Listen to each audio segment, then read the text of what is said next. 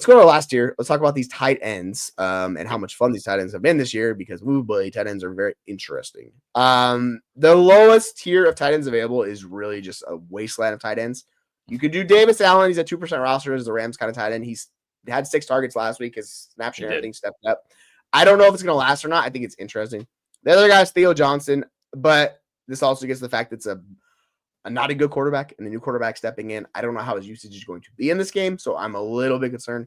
The last guy is just Davion Sanders. He's been kind of up or down. He's a 9% roster. He's the guy I think has the best pathway to being like most consistent because there's not much target competition on offense. I like Jalen Coker. I like Xavier Legette, but like neither one of those guys is proving much of anything, right? So I think Davion Sanders can get on the board for you.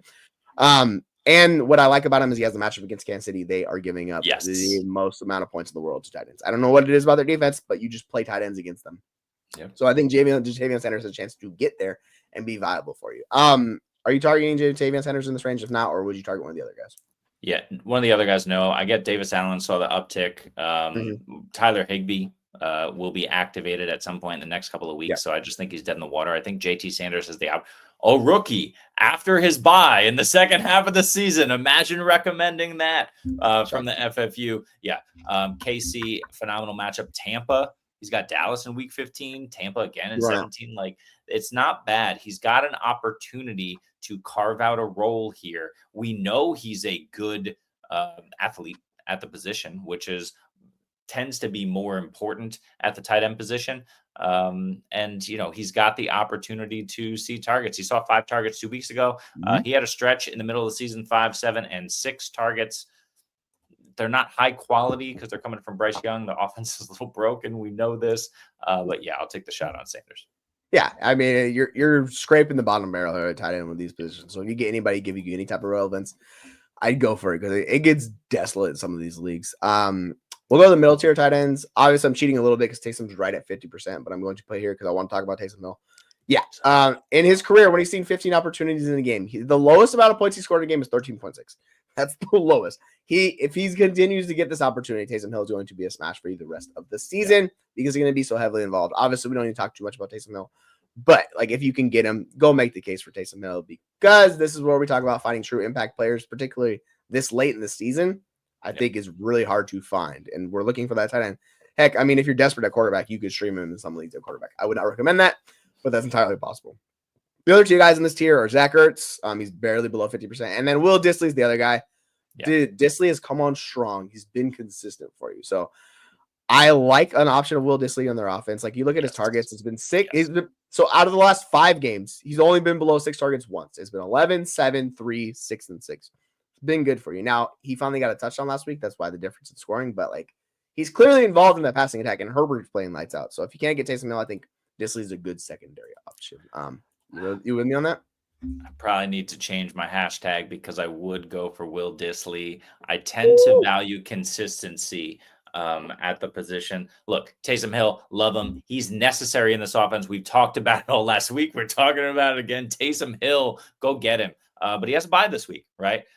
Will Dissly has been super consistent. They're throwing the ball to him. He looks good. We know who Will Dissly is. He's proven it when healthy throughout his career. The Chargers finally figured out who he was, and they're letting him run a ton of routes. And I don't think he's going to lose that role rest of season here. He's looking great. I would prefer the consistency and upside of Dissly weekly. Taysom Hill can win you a week. His schedule is awesome. He's much needed in this offense. He will lay an egg or 2 or 3 rest of season. That's just how it goes for Taysom. It's just how it goes. I mean, in week 10, he scored 6 half PPR fantasy points, and then he scored 38. So this is just who Taysom Hill is. We've talked about it ad nauseum. We don't need to say it. Will Dissly provide you the consistency week to week that you probably want at the tight end position? It's really close though. It's tough, like because Dissly has some bagels in here. He's got in half PPR. He had the 12-point performance. He had 6.6, 1.9, and 5.5. So it's those 3 are sandwiched in between the 2 like boom games for him. So.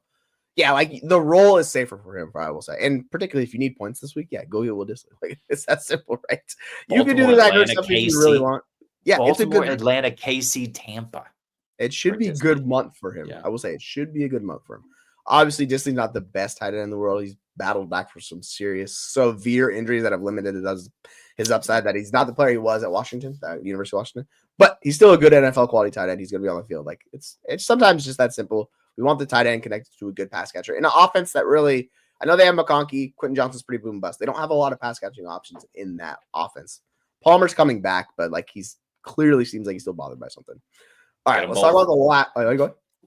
I just said get them both. Yeah, might as well. Shoot, we could do Steve Holtz tight end. It's rough. The last guy is going to be Jonnu Smith. He's rostered 56% of leagues.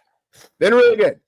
He leads all Dolphins players with a 2.44 yards per route run on their team.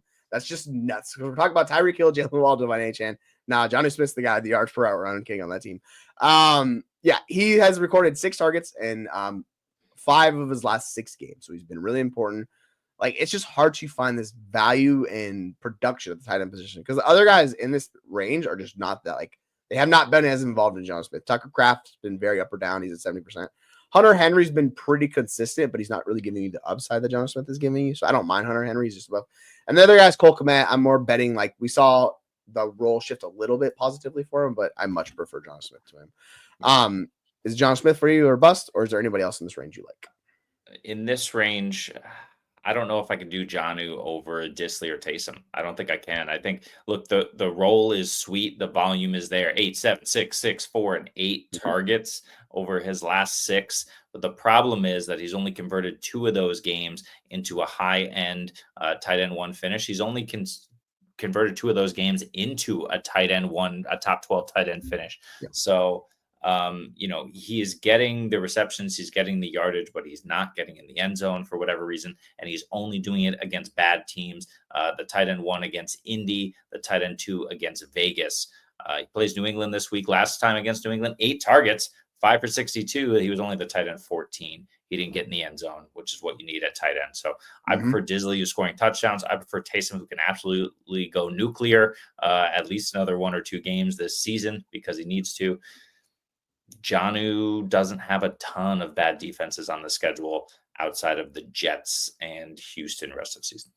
Yeah, the Patriots are like not the best or the worst matchup against tight ends. Are kind of just like in the middle. Like it's better good than bad, but it's that middle range. It's a fine matchup. Like nothing to really sneeze at. Or he'll be fine. Yeah. I think his role is the safest of all of these guys. I'll say that. Like it is what he's doing with that because they don't value Jalen Waddle. I don't know what's going on, man. Until that changes, it's weird. So it's crazy. We'll see. I think if you get any one of these 3 guys, you will be good. Taysom's obviously on a bye, so if you don't need him, go for the other guys. It's just kind of is what it is.